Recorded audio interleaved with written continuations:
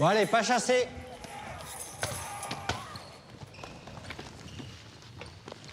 Tu regardes quoi là? C'est une série, ça, mon frère. Oh là là, c'est gore.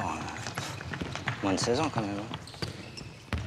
Tu sais, moi j'ai beau savoir que c'est des effets spéciaux, ça me fait bien flipper. Ah bon? Ah ouais. Pas toi? Ouais, c'est chaud. Les images violentes, on doit les éviter, sinon il faut en parler. Vas-y, raconte. Face aux écrans, soyons vigilants. Retrouvez-nous sur jeunepublic.csa.fr. On va peut-être changer, non? Moins de 10, c'est pas vraiment de votre âge. Ça vous a pas paru un petit peu bizarre, le garçon qui embrassait toutes les filles, là?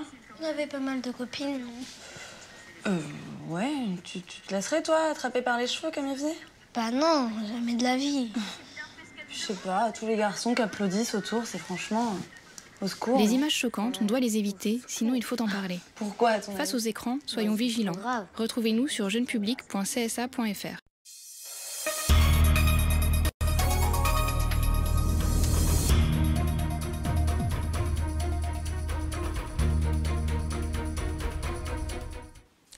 À la une ce soir, une page se tourne pour les 12 salariés d'Acrokid. Après 4 ans d'activité, la structure fermera ses portes définitivement le 1er décembre prochain. Le dépôt de bilan remonte à la semaine dernière. Le conflit du PNM continue à s'enliser. Les grévistes ont passé la nuit dernière dans le hall du siège de la CTM. Des négociations ont eu lieu avec les élus de la collectivité, mais aucune issue ne semble se profiler. Mobilisation également des futurs salariés de Martinique Transport. Ils ont entamé un mouvement de grève illimité en vue de leur transfert. Ils dénoncent le flou de l'organisation et réclament d'être reçus par le président de la CTM. Enfin, notre invitée politique de ce mardi soir est Manuela Clécart-Mondésir. Elle deviendra la deuxième femme députée de la Martinique si tout se passe comme prévu ce samedi. Elle nous parlera de ses projets. Bonsoir à tous et merci de nous accueillir chez vous dans cette édition que vous pouvez suivre en direct sur Facebook. 4 ans d'attraction pour les petits, de fêtes d'anniversaire organisées et l'aventure est terminée. Le parc de loisirs Acrokid fermera ses portes définitivement le 1er décembre prochain. Un coup dur pour les 12 salariés de la structure. Le dépôt de bilan remonte à la semaine dernière et les portes sont déjà closes. Explication de Jean-Marc Dabreux. 4 ans après son ouverture, Acrokid, ce parc de loisirs destiné aux enfants, a définitivement baissé le rideau. Information confirmée par l'un des associés joints par téléphone. Nous avons de très bonnes raisons de fermer le centre, parce que des raisons pas seulement personnelles, mais qui sera médiatisées très bientôt. Et on donnera un peu plus d'explications sur ça. Acrokid était quand même un bébé sur lequel on comptait. On voulait faire grandir. Mais voilà, des choix immoraux ont fait que la situation financière, oui, est très en cause. Elle est vachement mise en cause. Et c'est d'ailleurs ce qui nous a amputés et qui nous a empêchés de continuer. La SARL emploie 12 salariés. Ils seront tous licenciés. Inquiète, cette cliente est venue constater de visu la fermeture de la structure, annoncée via les réseaux sociaux. Mes enfants sont en garderie. Et je venais de payer pour une dizaine de tickets. Et donc là, je suis venue directement sur place pour savoir comment ils allaient nous rembourser, les modalités de remboursement. Et je constate que le parc est fermé. Donc je suis un peu surprise. Et sur Facebook, ils n'en disent pas plus. Ils disent simplement que le parc serait fermé à partir du 1er et il est déjà fermé. Et donc je suis un petit peu inquiète en fait. Combien d'argent vous avez déjà déboursé? Juste 300 €. Michael Gouassid l'assure, tous les clients seront remboursés. Pour ceux qui ont effectivement fait des réservations anniversaires, on les rembourse. Il n'y a pas eu de tickets. Alors j'ai entendu dire qu'il y a eu des tickets qui ont été vendus à l'avance.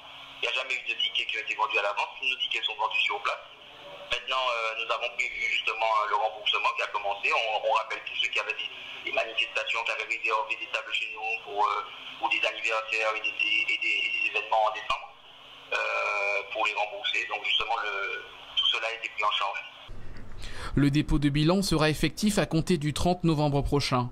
D'ici là, Michael Gouassid, le co-associé, promet des révélations sur les vraies raisons de cette cessation d'activité.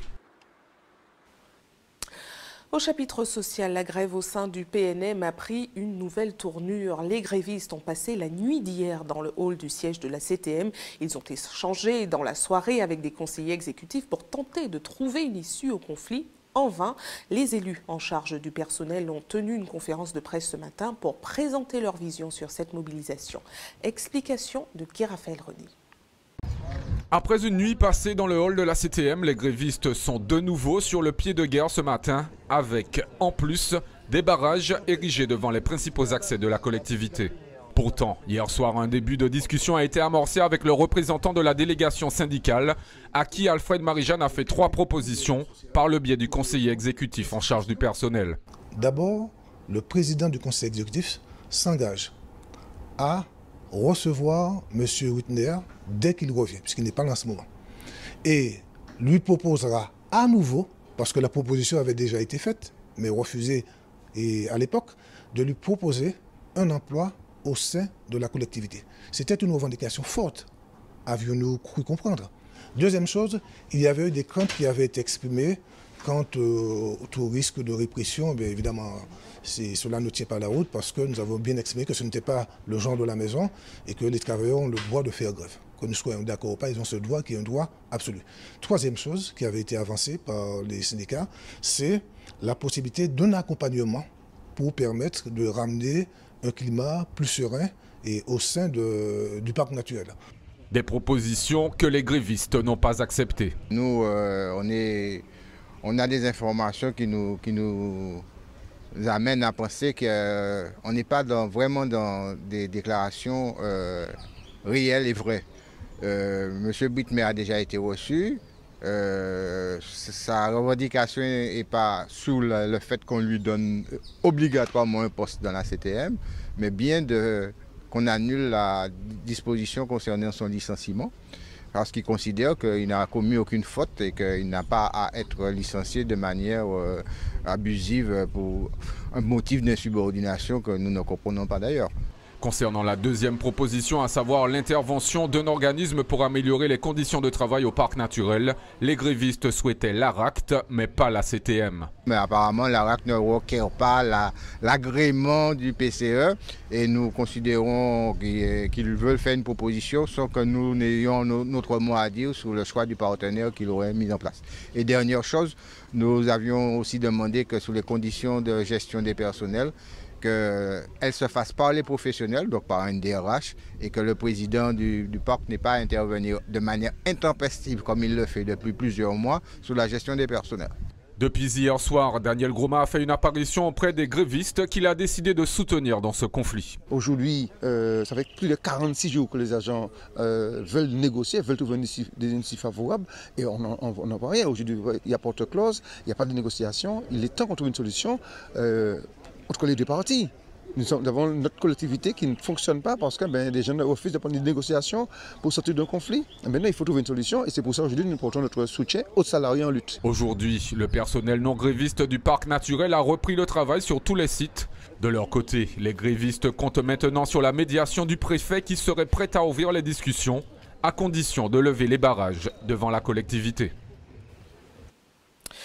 Social toujours, leur nouvel outil de travail n'est pas encore mis en place, qu'ils sont déjà mobilisés. Les futurs employés de Martinique Transport sont inquiets.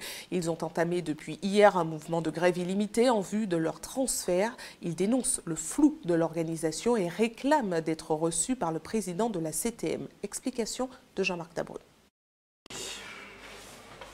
Au service transport de la CTM, le message est placardé sur les portes. Alors que les salariés attendent leur transfert vers la nouvelle autorité Martinique Transport, ils entament un mouvement de grève illimité. Ils réclament des précisions sur leur avenir. Par rapport à l'harmonisation à venir, puisque chacun a des horaires différents, chacun aussi a des prises en charge différentes, que ce soit au niveau de la mutuelle, par rapport au comité aussi d'offres sociaux. Martinique Transport, un établissement public pour unifier les compétences du transport en Martinique. Volonté politique de Serge Letchimy en 2014. Un conseil d'administration créé en 2016 par Alfred Marie-Jeanne. Et depuis, presque plus rien. En 2017, la structure n'a toujours pas de salariés. Pour l'opposition, l'inquiétude est justifiée. Ça fait déjà 2 ans que ce personnel sait qu'il allait être transféré. sauf qu'il n'y a eu aucune préparation, aucune anticipation, aucune rencontre. On est dans la preuve, à nouveau, l'illustration du fait que le transport n'est pas une priorité pour le président Marie-Jeanne Boutrin et son équipe, puisqu'il y a à peine 15 jours, ils ont commencé à voter des financements pour l'autorité unique. Et aujourd'hui, on se rend compte que, alors que le transfert du personnel aurait déjà dû avoir lieu depuis le 1er juillet 2017, eh bien, il y a une date au 31 décembre qui fait qu'aujourd'hui, le personnel est toujours livré à lui-même. D'ici le 2 janvier prochain, Martinique Transport doit intégrer 29 employés de la CTM, mais aussi d'autres des 3 communautés d'agglomération de l'île, 70 salariés en tout. Ils devraient tous garder leur statut de fonctionnaire. Les avantages liés aux administrations d'origine doivent faire l'objet d'une harmonisation. Quant au siège, il est pour l'heure situé à l'actuel bureau du service transport de la CTM, un choix que ne partagent pas les futurs salariés. Si je prends aujourd'hui le lieu d'Elgrès, qui a une forte vulnérabilité sismique, nous désirons aujourd'hui être relocalisés. Donc c'est l'un des points, mais aussi les conditions de travail. Plus généralement, nous n'avons pas de revendications concernant le salaire ou quoi que ce soit. Nous comprenons aujourd'hui que Martinique Transport est un enjeu attendu par toute la population. Nous sommes désireux d'y travailler, mais dans de bonnes conditions. 21 sur 29 ont suivi le mouvement de grève. Dans l'attente d'un entretien avec le président de la CTM, la mobilisation est maintenue.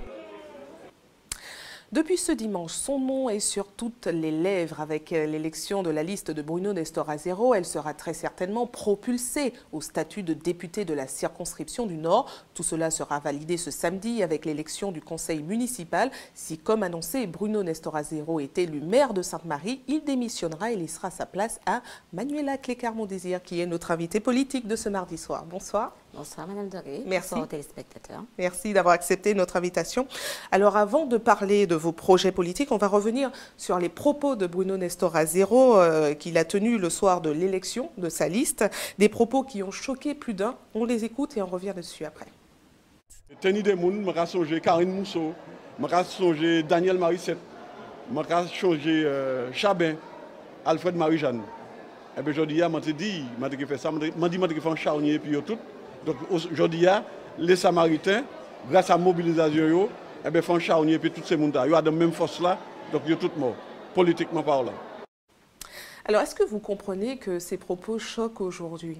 C'est vrai que le terme est un peu fort, mais il faut se souvenir, pour avoir participé activement à la campagne, il y a eu des propos très durs adressés à l'attention de M. Azero et son équipe. Et c'est vrai qu'à ce moment-là, il avait à cœur de dire qu'ils ont fait mal. Et c'est vrai que, voilà, quoi, le jour de cette, on va dire, cette élection. Vous ne pensez pas qu'il est allé trop loin avec ses propos? Alors, je pense qu'il ne faudra pas non plus s'arrêter à un mot sorti du contexte et de l'ambiance qu'il y avait ce jour-là. Il faut savoir qu'après des semaines on va dire, d'attaques contre Bruno Nestor Azero, ça pourrait se comprendre. Maintenant, il s'est expliqué, il me semble, concernant ce terme utilisé.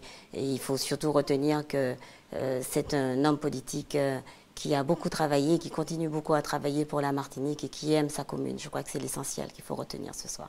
Alors, parlons de vous maintenant. Alors, vous risquez de devenir la deuxième femme députée de la Martinique si tout se passe comme prévu ce samedi. Est-ce que ça faisait partie de vos ambitions politiques immédiates déjà? Alors, je vais dire que quand on est en politique, et j'étais la suppléante de Bruno Nestor Azero, je suis toujours la suppléante de Bruno Nestor Azero, quand on est suppléante, il faut s'attendre justement à prendre le relais en cas de besoin. Donc, mais après, aussi rapidement. Alors c'est vrai que ce n'était pas prévu aussi rapidement. Je pense que Bruno Nestor Azero n'avait pas prévu non plus, on va dire, cet incident au sein de son conseil municipal. Maintenant, il faut être prête, il faut être, après 16 ans de vie politique, je pense qu'il faut s'attendre à ce genre. Et vous êtes déjà organisée professionnellement, personnellement, pour pouvoir mener à bien cette mission? Alors personnellement, ma vie politique étant bien remplie depuis quelques années, c'est vrai que l'organisation familiale, légal, personnel est en place. Maintenant, il va falloir ajuster par rapport à la fonction de député qui m'amènera à me déplacer plus souvent. Maintenant, la solidarité familiale, nous avons une façon de vivre dans ma famille qui fait que tout le monde participe à l'éducation des enfants. On va dire les aînés, c'est comme ça que j'ai grandi et c'est comme ça que je continue à vivre au sein de ma famille. Et avec mon mari, j'ai un mari formidable qui m'accompagne dans mon action, donc tout se passera très bien. On le sait, vous n'êtes pas novice en politique puisque vous avez été conseillère régionale et municipale, mais pensez-vous avoir les armes nécessaires pour vous distinguer au Palais Bourbon? Je pense par exemple à avoir le carnet d'adresses suffisant. Alors, il faut savoir que Bruno Nestor-Azero a une équipe en place, il a fait ses preuves lui aussi et il a un réseau et j'ai déjà commencé à travailler avec lui. Bon, je n'ai pas attendu d'être aujourd'hui, enfin, depuis notre élection en juin, nous avons déjà commencé à travailler ensemble. J'ai eu l'occasion d'aller justement travailler avec lui à Paris et les contacts étaient pris. Maintenant, son carnet d'adresses restera le mien et d'ailleurs, il a promis de m'accompagner. Maintenant, je suis une femme, on va dire, déterminée. J'ai aussi ma personnalité et ma conviction de bien faire, on va dire ma mission d'élu et je pense que je pourrai très bien, très facilement. Justement, je rebondis sur ce que vous dites. Bruno Nestor-Azero avait démissionné de son poste de maire pour laisser sa place à René Wattenaar. Tout ne s'est pas passé comme prévu. Quels ont été les accords que vous avez convenus avec Bruno Nestor-Azero pour que tout se passe bien, finalement? Mais je crois que ce sont les valeurs que nous partageons. Nous avons eu à collaborer étroitement. Il aura un regard sur vos actions, justement? Je pense qu'il est quand même... il sera très occupé à Sainte-Marie. Maintenant, moi, je ferai appel à lui en cas de besoin. Et évidemment, nous allons continuer à travailler et à collaborer. Nous avons des projets à venir également ensemble. Donc, ce sera en toute collaboration. Il n'y aura pas de rupture. Il y aura vraiment, on va dire, une collaboration saine, respectueuse et une franche collaboration. Est-ce que vous serez libre au point de pouvoir travailler avec vos amis d'hier, comme Serge Etchimi, par exemple? Mais j'appelle de tous mes voeux, d'ailleurs, que tous les parlementaires travaillent ensemble. Bruno Nestor-Azero l'avait fait, d'ailleurs. Il avait fait un appel à tous les parlementaires pour que la Martinique soit soudée face à, on va dire, à l'Assemblée nationale. Maintenant, je continuerai et vraiment, j'appelle de tous mes voeux que les femmes parlementaires de la Martinique et également nous six parlementaires, nous poursuivons et nous continuons vraiment à travailler ensemble. Maintenant, il ne suffit pas de le dire, il faut passer à l'action et c'est ce à quoi j'invite mes camarades. Vous les avez déjà contactés? Alors, j'ai eu des échanges. Le travail commence déjà, déjà commencé. Mais je peux dire que j'ai toujours eu des contacts avec Josette Manet, que j'ai rencontré à son bureau à Paris d'ailleurs, il y a 2 mois de ça. Serge Letchimi, avec qui j'ai toujours de très bons rapports. Jean-Philippe Niller également. Bon, Catherine Conconne et Maurice Antis, nous allons certainement nous rencontrer. Voilà. Très bien. Merci à vous d'avoir répondu à nos questions. Merci et bonsoir à tout le monde. Et bon courage dans votre nouvelle carrière politique. Je vous remercie de m'avoir invité. Alors, toujours concernant la politique, notez que la veillée de Félix Cordémy, membre fondateur du PPM, sera publique demain soir de 18 h à 23 h au théâtre Aimé Césaire de Fort-de-France.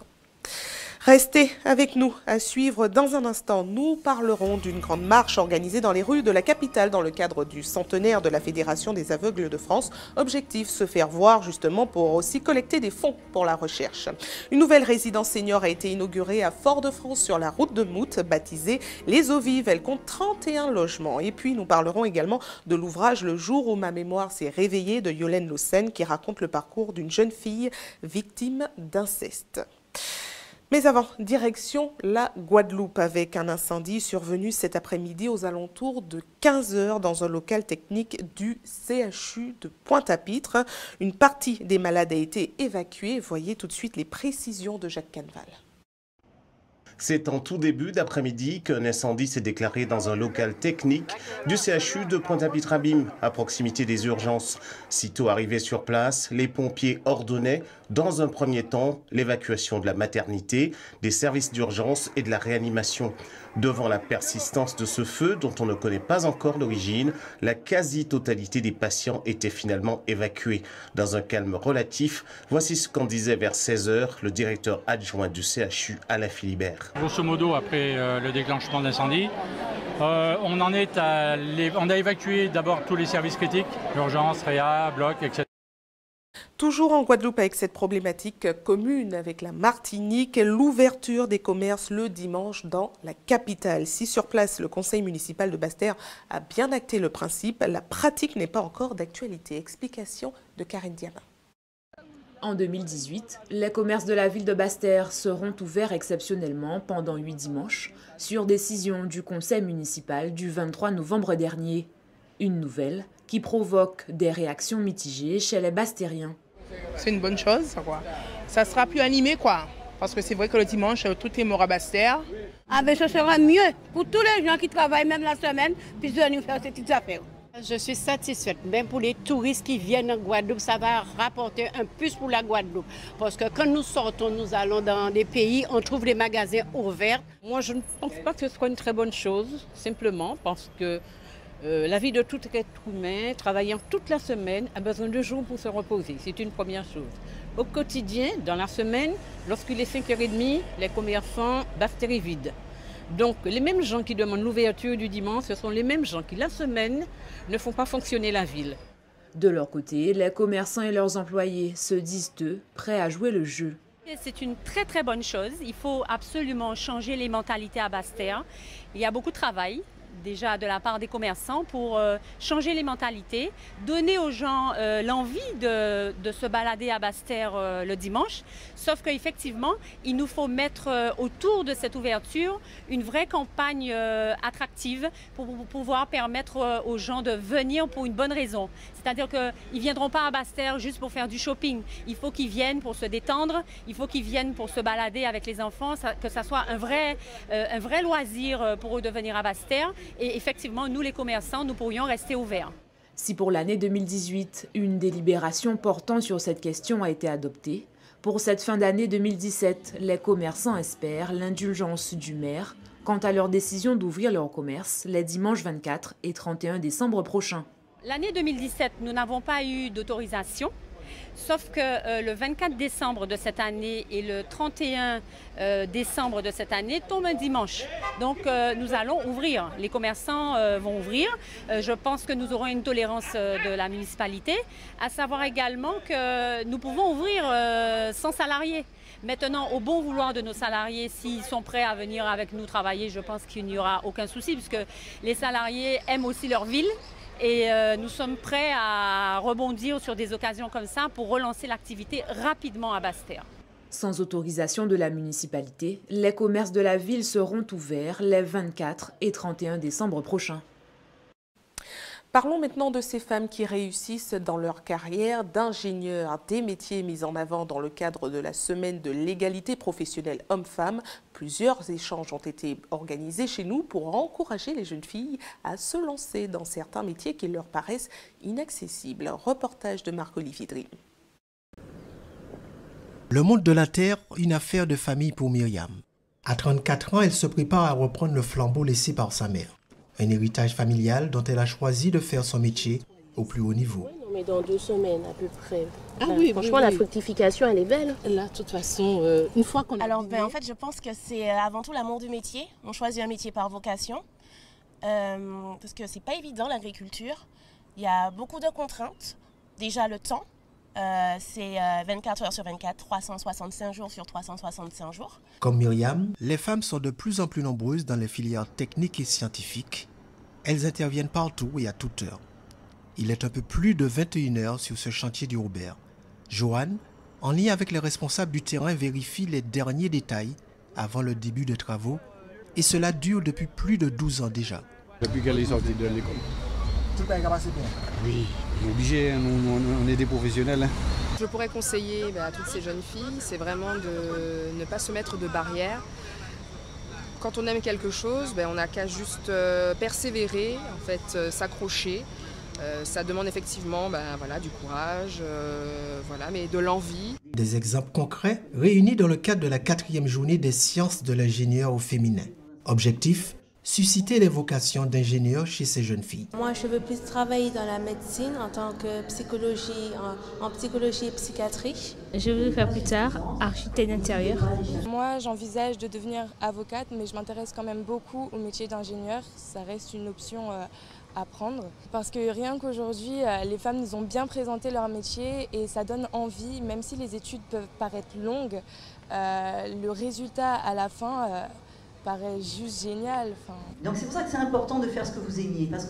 Aujourd'hui en France, en moyenne 30% des diplômés des écoles d'ingénieurs sont des femmes, contre 10% il y a 20 ans. À l'échelle mondiale, environ 20% des ingénieurs sont des femmes. Disons qu'après avoir fait 2 ans de prépa, mon école d'ingénieur, c'était tranquille. Une marche pour la vue organisée ce matin dans les rues de la capitale. Le mouvement national relayé dans le cadre du centenaire de la Fédération des aveugles de France a été mis en place par l'association Agir sans voir. Objectif, se faire voir justement, mais aussi collecter des fonds pour la recherche. Voyez les précisions recueillies par Johan Boulard.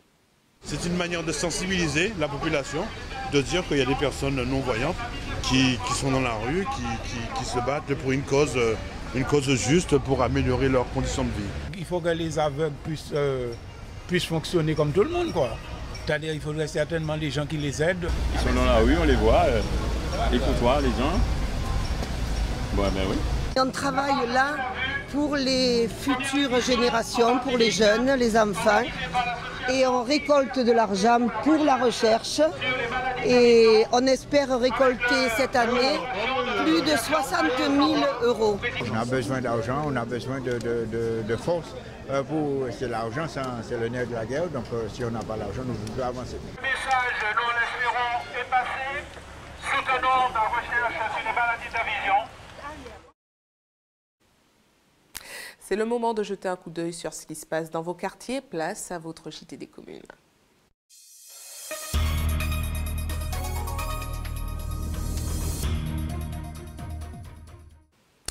Un JT des communes qui commence à Fort-de-France sur la route de Mout où vient d'ouvrir une résidence de seniors baptisée Les Eaux Vives. Elle compte 31 logements allant du F1 au F2 avec des loyers allant de 385 à 493 €. C'est la 7e du genre sur l'île et Johan Boulard vous la présente. Regardez.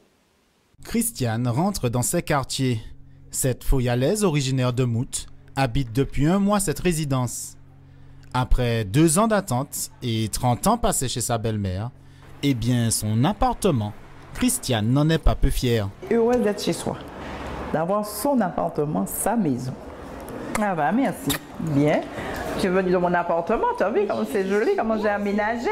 Ce qui lui a plu aussi, c'est le concept, un espace de vivre ensemble réservé au 3e âge. Ça me fait chaud au cœur de savoir tout ce qu'il y a et puis de partager avec les gens de la résidence, de faire de l'harmonie, d'être bien entouré. Un bâtiment de 3 étages comprenant une trentaine de logements, des espaces communs, des changés de soins, comme ce LCR ou lieu commun résidentiel.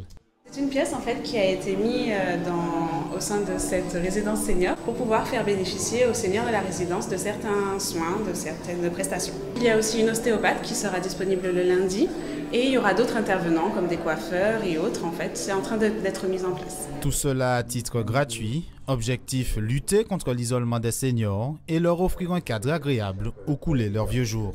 Permettre à ces personnes de vivre plus longtemps, de garder nos aînés plus longtemps, dans un cadre de vie mieux que ce qu'ils ont pu connaître, parce que ce sont des personnes qui ont travaillé dur et qui aspirent à leur retraite de vivre paisiblement. Ici, l'accent a été mis sur l'accessibilité, étudiée et pensée pour faciliter le quotidien des personnes âgées, notamment celles à mobilité réduite. Les salles d'eau sont adaptées avec des douches à l'italienne, des barres de maintien. Ce qui du coup permet aux locataires de pouvoir rester dans le logement le plus longtemps possible, même lorsqu'il sera diminué physiquement. Cette résidence est la 2e du genre dans la capitale. Fort-de-France devrait accueillir un troisième projet de 89 logements cette fois-ci, d'ici 2019. Le jour où ma mémoire s'est réveillée, un ouvrage poignant retraçant le parcours d'une jeune fille victime d'inceste. Son auteur Yolène Lossen s'est inspiré de témoignages de parents et de victimes. Hubert Bornil et Michelet François l'ont rencontré. Regardez. Après La peau sauvée en 2011 et Le fruit de la passion 2 années plus tard, Yolène Lossen nous sort Le jour où ma mémoire s'est réveillée. C'est un roman triste qui raconte l'histoire d'une jeune femme qui a connu l'inceste. Un roman qui a d'ailleurs été primé. L'inceste, un thème difficile et douloureux, pourtant Yolène Lossen l'aborde avec une grande sérénité dans cet ouvrage qui lui a valu une belle distinction, le prix de la plume antillaise et d'ailleurs. Il s'approcha de mon visage et rechercha ma bouche. Je criai « Arrête papa !»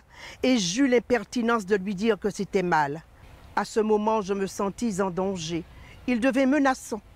D'une voix qui modulait sur tous les tons, il m'asséna. « Tu ne diras absolument rien, Margot, car tu tuerais ta mère. Elle mourrait de jalousie. » C'est triste comme histoire, mais ce que je voulais dire, que c'est un livre poignant, mais j'ai mis beaucoup de respiration, des respirations de tendresse, d'amour.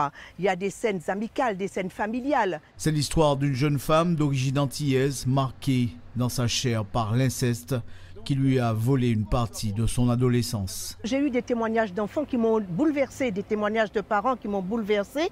Et bon, c'est vrai, dans le cadre de mon travail, nous avons traité ça avec le médecin scolaire, là, voilà.